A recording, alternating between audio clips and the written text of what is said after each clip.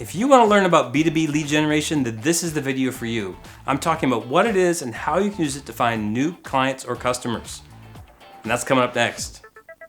Business-to-business companies, often abbreviated as B2B, are businesses who sell to other businesses. So let's start by defining B2B lead generation. In simple terms, it's the process of identifying and attracting potential business customers or clients who are likely to be interested in your products or services. B2B sales take longer because there's more at risk. There are more decision makers, there's more often a proposal process, to name a few things.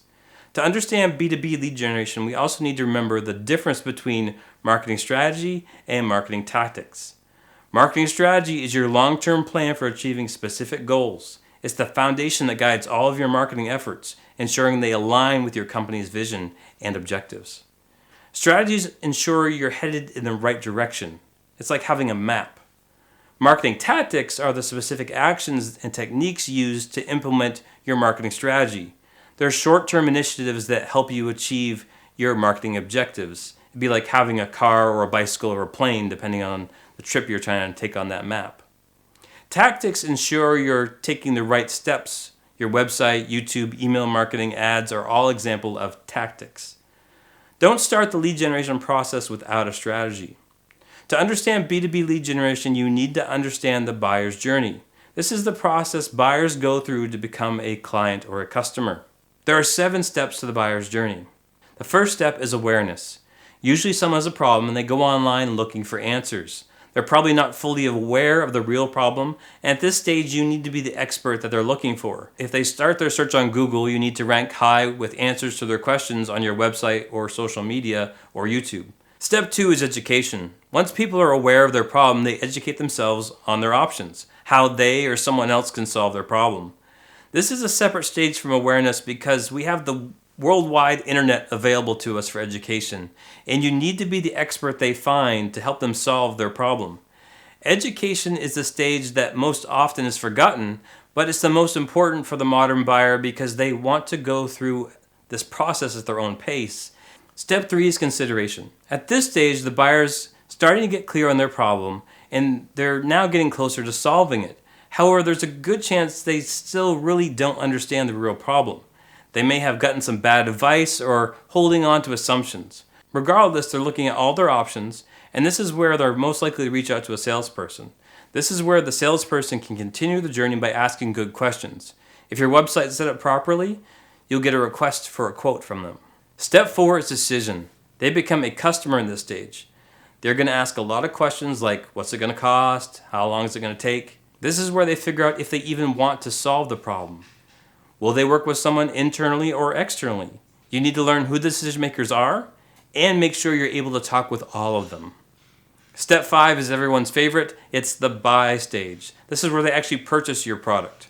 Step 6 is retention. Now that they're a customer, you want to keep them as a satisfied customer and introduce them to your other solutions.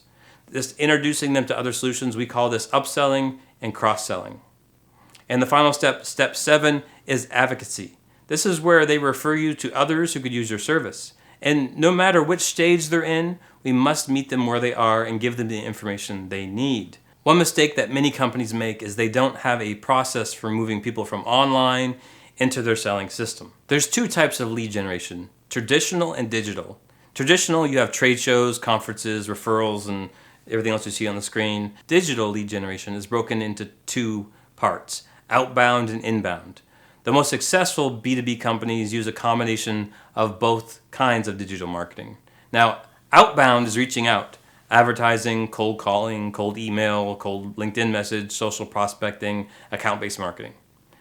And advertising is usually considered an outbound, but it can also be used as inbound thanks to the ability to serve ads to those who have interacted with your brand in some way, usually by visiting your website.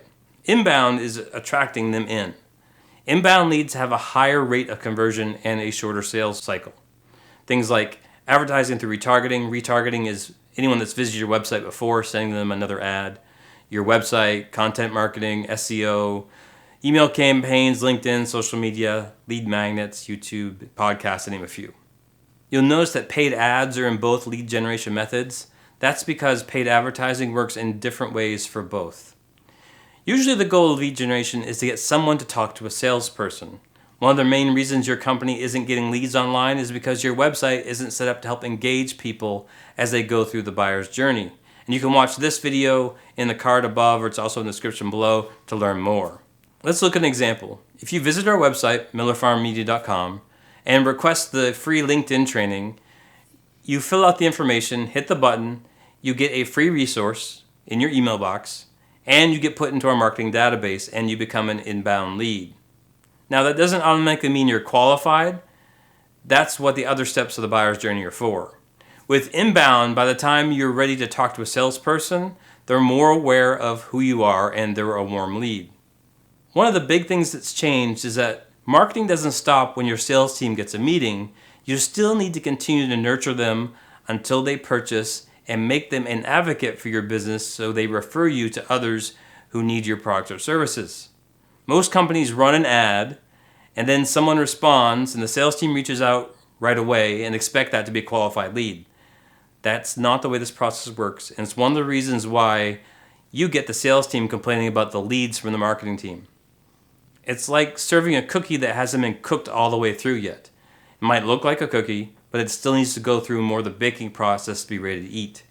You also need to make sure that it's not a raisin cookie hiding as a chocolate chip cookie, because that's just the worst.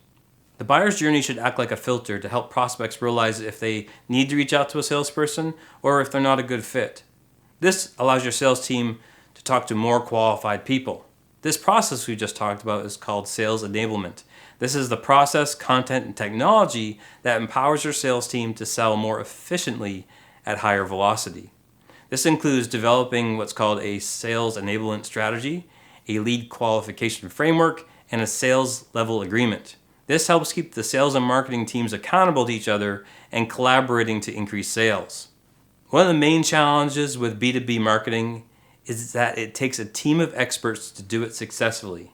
And in my 24 years of business, I've never met one person who could do all these things.